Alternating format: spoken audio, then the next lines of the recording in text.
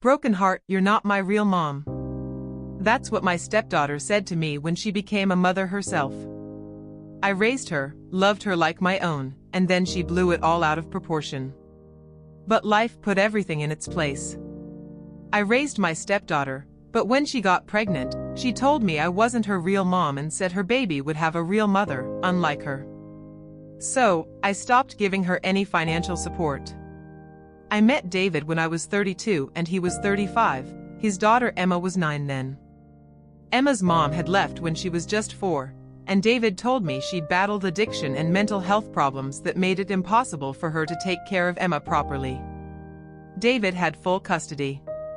Emma hardly ever saw her real mom. Maybe once or twice a year, and those visits were supervised and usually ended up a letdown because her mom didn't show. When David and I started dating, I made sure not to rush into Emma's life too fast, knowing how tough it can be for kids to accept someone new in their parents' life. I'd never been married or had kids before, but I'd always wanted to be a mom. From the start, I felt really connected to both David and Emma. Emma was. At first, she was quiet and shy, but also curious and smart. I could tell she wanted attention and stability, things she hadn't always had. David and I took it slow for about 6 months before I started spending more time at their place, getting involved in Emma's daily life. I helped with homework, packed her lunches, and drove her to soccer practice and lessons. Slowly, Emma began to warm up to me and accept me as part of her life. David and I got married when Emma was 11. By then, she'd started calling me mom all on her own, without me even asking, and that's when I felt like I'd finally found my purpose in life. I loved her like she was my own kid, and I wanted to give her all the love and stability she hadn't had growing up. I went to every school event and parent-teacher conference, helped with science fair projects and book reports, taught her how to cook, do laundry, and handle money, and was there for every scraped knee, broken heart, and teenage drama. That built up over the years. David worked long hours as an engineer and traveled a lot for work, so I was usually the one taking care of the daily parenting stuff. And I loved every second of it, even when it was tiring and tough. Emma and I grew really close over time, and she opened up to me about everything, from friend drama to boy problems to her worries about the future. I helped her get through her first heartbreak when she was 15 and supported her when she wanted to quit piano. She focused on soccer and spent tons of time helping her with college apps and scholarship essays during her senior year of high school. When she got into the state university with a partial academic scholarship, I was so proud I cried. It felt like all the hard work and love I'd poured into her over the years had paid off.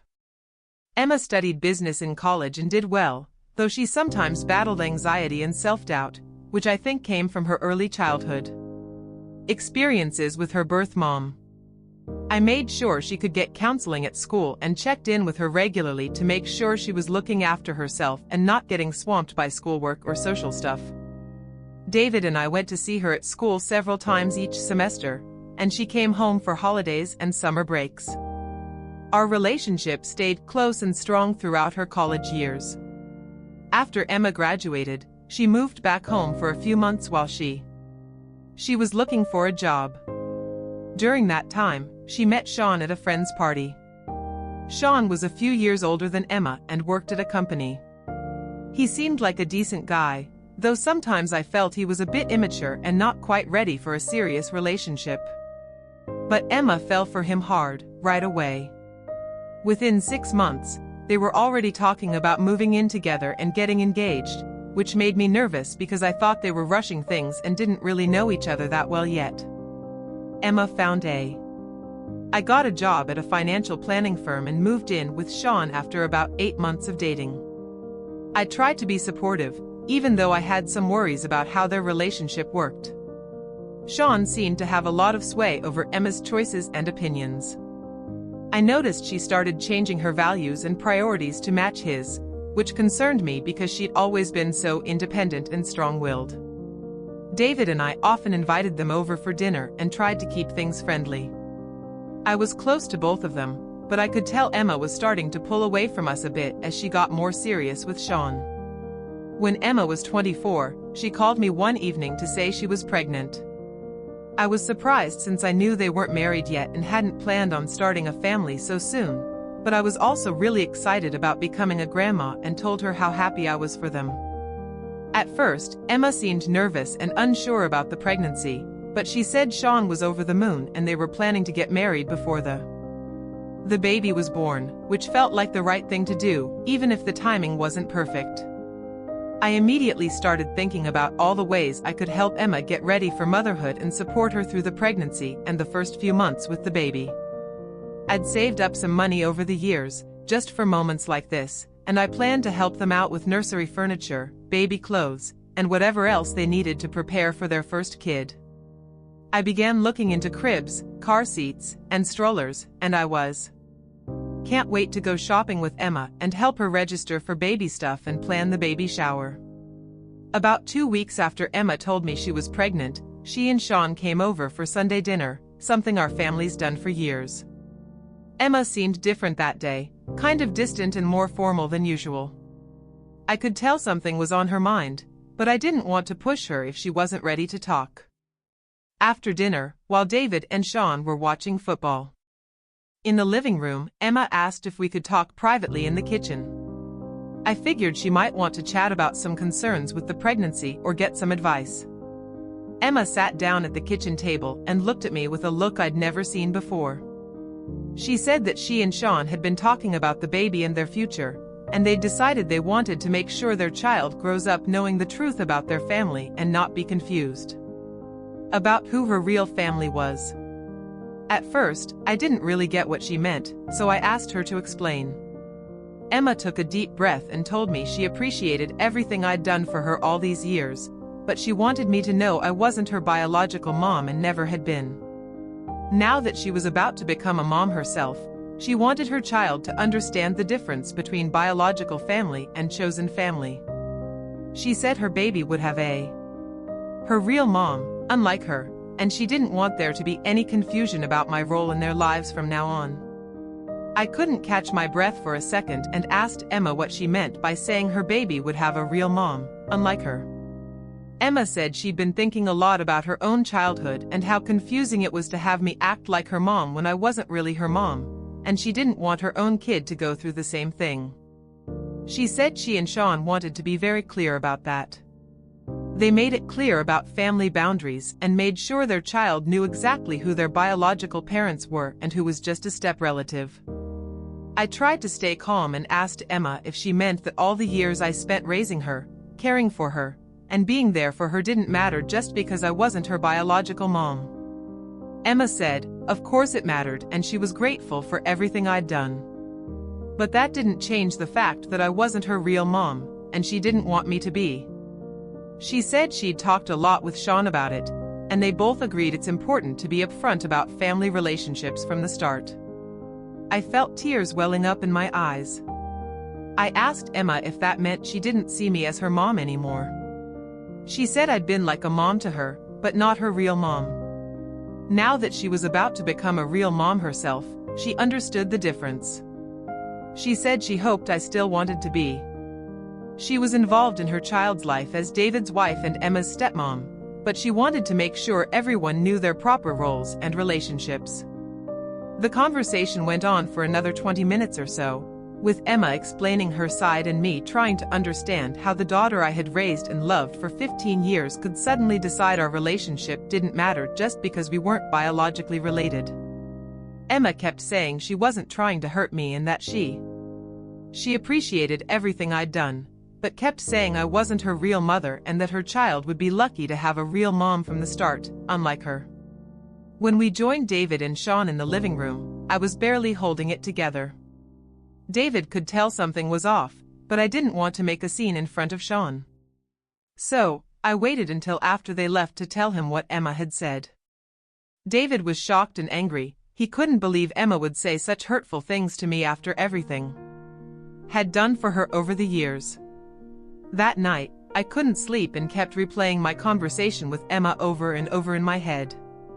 I thought about all the times she'd called me mom, told me she loved me, and came to me for comfort and advice. I just couldn't make sense of those memories alongside the cold, dismissive way she'd talked to me that evening. I wondered if Sean had somehow influenced her feelings or if she'd always felt this way and just kept it from me. Over the next few days, I kept waiting for Emma to. She was supposed to call and apologize or at least explain that she'd had a rough day and didn't mean what she said. But she never called. David tried to talk to her, but she stood firm on everything she said, insisting she was just being honest about family stuff and didn't get why we were making such a big deal out of it. She said she still loved me and wanted me in her life, but wanted to set clear boundaries and roles, especially now that she was going to be a mom. That's when I realized how Emma really felt about me. Things had changed for good and weren't going back to the way they were, so I had to figure out how to deal with this new situation. I'd always been the one taking care of most of Emma's expenses, whether it was school supplies and clothes when she was little, or helping with college costs and giving her money for emergencies or special occasions. David pitched in too, but I was the one handling most of the everyday money stuff for Emma. And I'd saved up a decent amount over time. Over the years, I focused on helping her through big life milestones like getting married and having kids. I'd already started planning how to support Emma and Sean financially with baby expenses. I'd been excited to be the kind of grandma who could spoil her grandchild and make their lives easier however I could. I pictured taking Emma shopping for maternity clothes and baby stuff, throwing a baby shower, setting up a college fund for the baby, and being really involved in helping out. I've been financially supporting Emma her whole life. But after she said I wasn't her real mom and that her baby would have a real mom, unlike her, I started wondering if I should keep giving her money. She made it clear she didn't see our relationship as real or meaningful, just a legal step-parent thing. I thought about all the money I'd spent on her over the years, from daily costs to big purchases, and how I had always.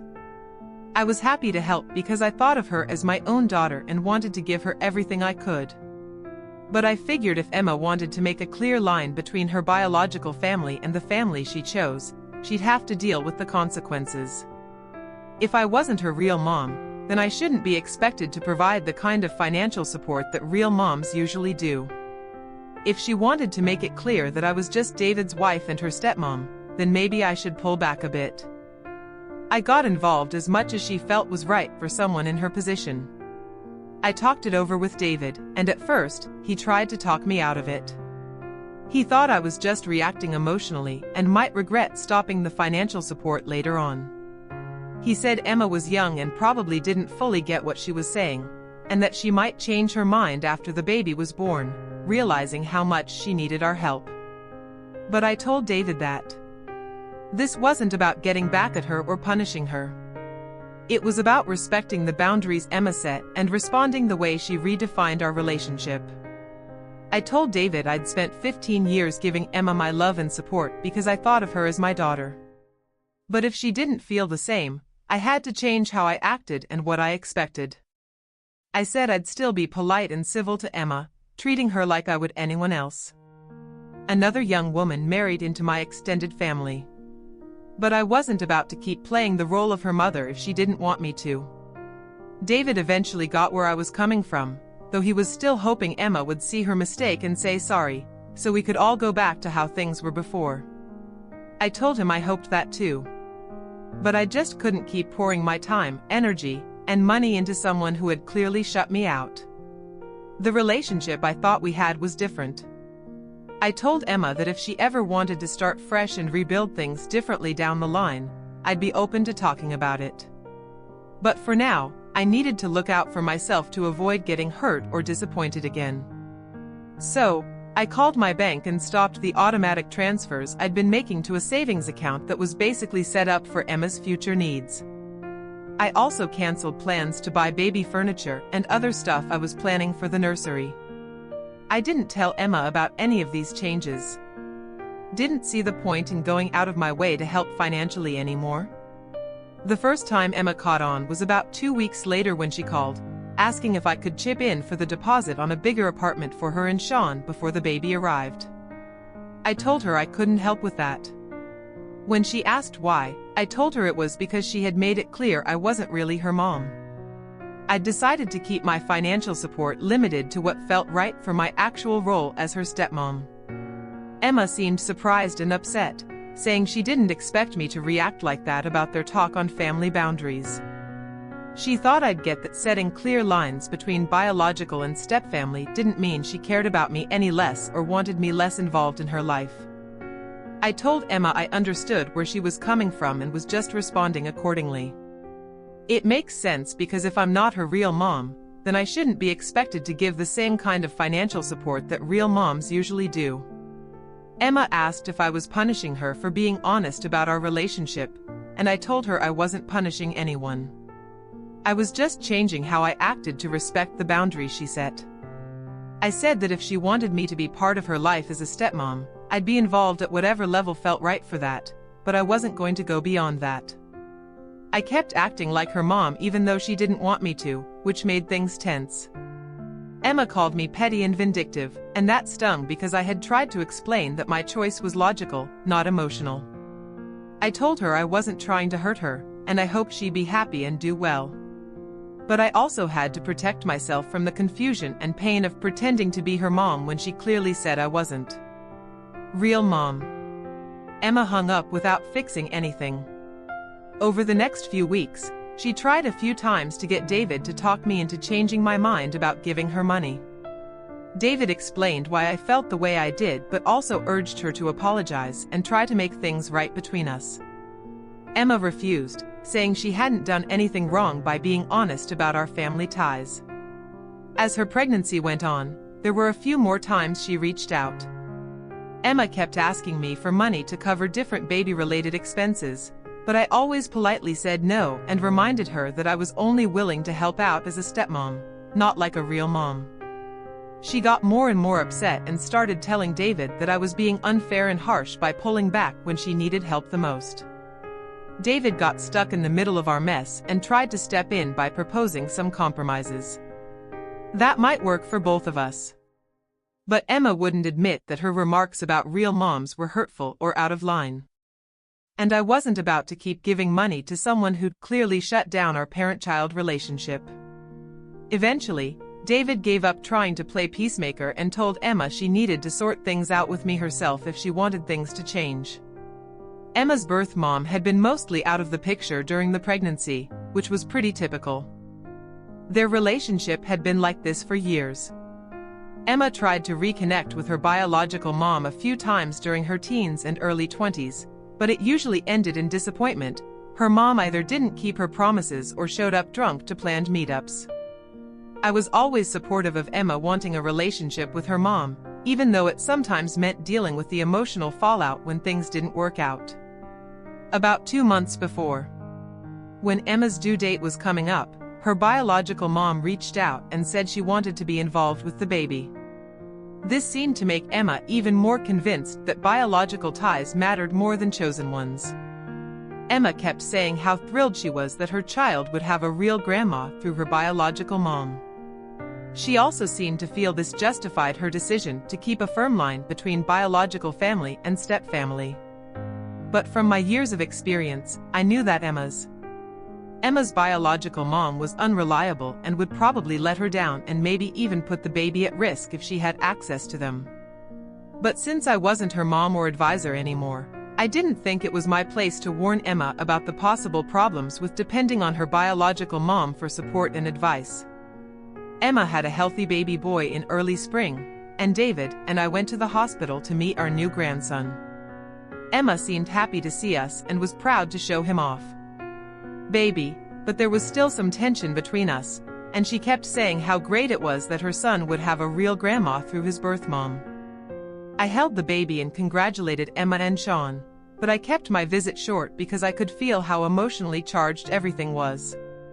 Over the next few months, Emma's birth mom did get more involved with her and the baby. But like I expected, her involvement was all over the place and sometimes caused issues. Emma's mom would promise she'd agree to babysit and then bail last minute, or show up drunk when visiting, or give parenting advice that was outdated or even harmful. Emma started getting frustrated with her biological mom's flakiness, but she didn't want to admit their relationship wasn't turning out like she'd hoped. Meanwhile, Emma kept struggling with the costs of being a new mom and asked me for help a few more times. Different baby-related expenses were piling up. David was having a hard time too. He wanted to be a good granddad but felt stuck between staying loyal to me and wanting to help Emma. He started giving Emma some money on his own, but it couldn't cover everything I used to help with. Emma began to see that she'd been taking my financial support for granted and hadn't really grasped how much I'd been pitching in all these years. Things reached a breaking point when, one evening, Emma's birth mom came over to babysit while Emma and Sean went out for dinner. But she left the baby alone in the apartment to go buy cigarettes. A neighbor heard the baby crying and called the cops, who found the baby all alone and contacted Emma and Sean. Emma was shocked and realized she couldn't trust her birth mom to keep her child safe. She was also really embarrassed and worried this might mess with her custody. Emma called me the next day. She was crying and upset, asking if I could help her find trustworthy childcare so she could go back to work without worrying about her baby's safety. She admitted that her own mom had turned out to be just as unreliable as she always was. She also said she was beginning to understand why I'd been such an important part of her life for so many years. I listened to her worries and felt for her, but I also reminded her that she had set boundaries about our relationship, and I was trying to respect those boundaries. Emma asked if we could talk about fixing things and finding a way forward that works for both of us. I told her I was open to that conversation, but it had to include her recognizing that her comments about real mothers were hurtful and unfair, and a sincere apology for dismissing the 15 years I spent raising and supporting her. Emma was quiet for a long time, then she said I had to think over what I'd said. Weeks went by with no word from Emma, and I figured she wasn't interested in making things right since she wouldn't apologize or admit she was wrong. David kept visiting Emma and the baby regularly and kept me in the loop about how they were doing. But he understood why I wasn't ready to start giving financial support or get involved again until Emma was willing to face the issues between us. Then one evening, out of the blue, Emma showed up at our house. She was holding her baby, looking totally wiped out and stressed. She asked if we could talk alone, so we sat in the living room while David headed to the kitchen to give us some privacy. Emma told me she'd been thinking about our conversation and everything that's happened since she announced she was pregnant. She realized she was wrong to brush off our relationship and the part I'd played in her life. Emma said becoming a mom herself made her see just how much love raising a child takes sacrifice, and she had come to realize that being a real parent isn't just about biology. She said her biological mom gave birth to her, but I was the one who actually raised her and stood by her through all the important moments in her life. She apologized for hurting me and said she hoped I'd think about rebuilding our mother-daughter relationship. I told Emma I appreciated her apology and that she was willing to. I told her she was wrong, but also that rebuilding trust would take time and wouldn't happen overnight. I said I was really hurt by her rejecting our relationship and saying things that belittled real mothers. While I was glad she finally got how important what we had was, I needed to see steady proof that she truly cared before I could fully trust her again. Emma asked what she could do to show she'd changed her mind and really meant it. She wanted to mend our relationship. I told her that actions matter more than words and that I needed to see her treating me with the same respect and care she'd give someone she really saw as her mom. Over the next few months, Emma made a steady effort to include me in her life and her baby's life, asking for my advice on parenting and inviting me to hang out with him regularly. She quit making those comments about biological versus step relationships and started talking like me, as her son's grandma, without any conditions. I slowly started giving a little financial help again, starting with small amounts for baby stuff, and gradually stepped up as Emma showed she really appreciated our relationship. I didn't jump back into full support right away because I wanted to be sure Emma's change of heart was real and lasting, not just because she needed money at the moment. The process of rebuilding our relationship took nearly a year to sort out, but in the end, we found a new way of relating that felt good and balanced for both of us. Emma stopped making those remarks about real versus fake family ties, and she always showed me the love and respect I'd hoped for from a daughter. I started helping out financially again, at amounts that felt right and manageable, and I got really involved in my grandson's life as his grandma.